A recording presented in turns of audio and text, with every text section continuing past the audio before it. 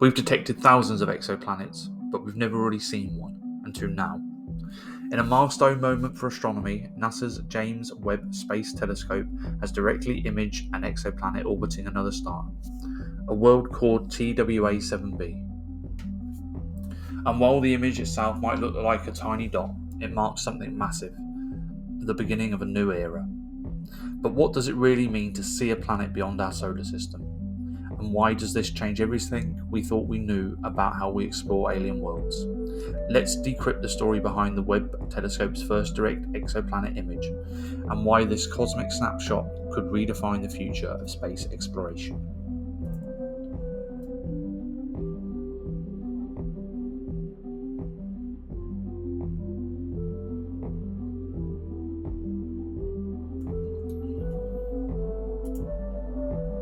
On July 3rd, 2025, NASA quietly released something extraordinary, the first direct image of an exoplanet captured by the James Webb Space Telescope.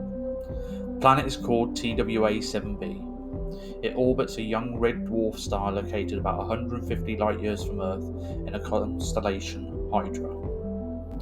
What makes this image so special is that we're not inferring the planet's existence from the effects it has on the star. We're literally seeing the planet itself, isolated from the blinding glare of its host star using one of the Webb's most advanced tools, the coronagraph.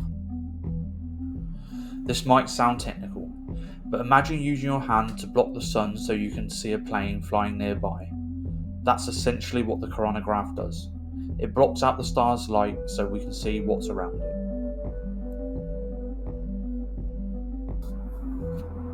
But haven't we seen exoplanets before?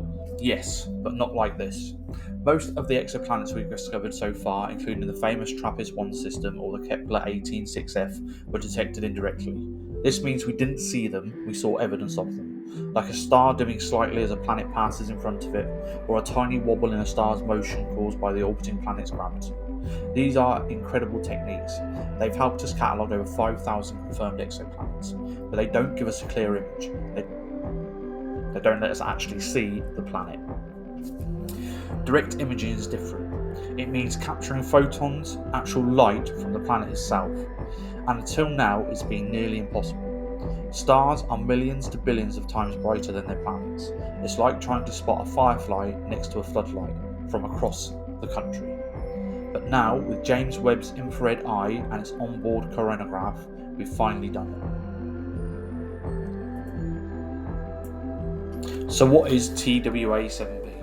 It's a young, massive gas giant. Likely several times the size of Jupiter, it orbits its host star at a huge distance, nearly 50 times farther than Earth orbits the Sun. That separation makes it barely detectable with Webb.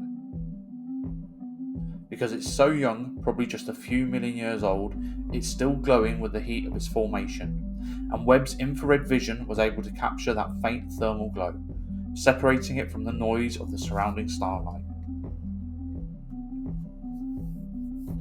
We don't yet know if it has moons, rings, or a complex atmosphere, but this first image opens the door to exactly those kinds of questions.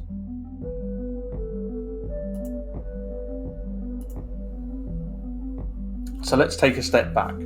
This tiny blurry dot might not seem that impressive, especially in an era of high-resolution Mars rovers and planetary flybys. But make no mistake, this is a breakthrough. Why? Because it proves that we can directly observe other worlds, not just guess at their existence. And that changes everything. With direct imaging, we can start to analyse light coming from the planet itself. That means measuring its atmospheric composition, looking for clouds, and detecting molecules like methane, carbon dioxide, and even potentially biosignatures. This is the next phase of the exoplanet revolution. First we found them, now we start to explore.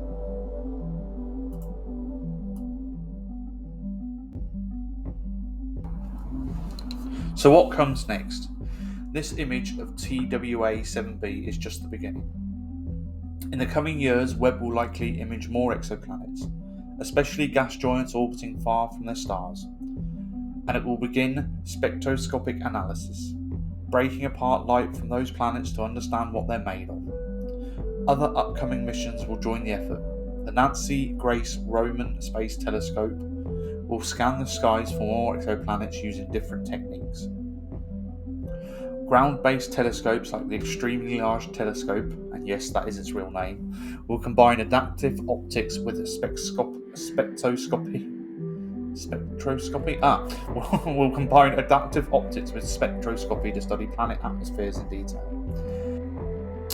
And in the future, telescopes like the proposed Habitable Worlds Observatory could directly image Earth-sized planets in the habitable zones of nearby stars. We're on the verge of seeing alien worlds with the clarity we've only ever dreamed of. So why does this really matter? It's not just about technology or data or even science, it's about perspective. Every time we take a step closer to other worlds, we learn more about our own. We understand how planets form, how atmospheres evolve, how common or rare Earth-like conditions really are. And one day, it may be this technique, direct imaging, that allows us to spot the telltale signs of life on another planet. A faint glimmer of oxygen, a hint of water vapour, a signature we just can't explain. TWA7b is a gas giant. It's not habitable, but it's a first step, a proof of concept, a sign that we're ready to look directly, not just guess, at planets that orbit other stars.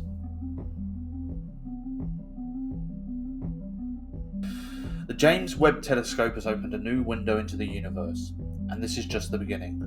If you're fascinated by space, curious about the cosmos, or just love asking why, and if you've waited and listened for this long in the video, I'm really grateful. Hit that subscribe button, hit that thumbs up, and I'll see you in the next one.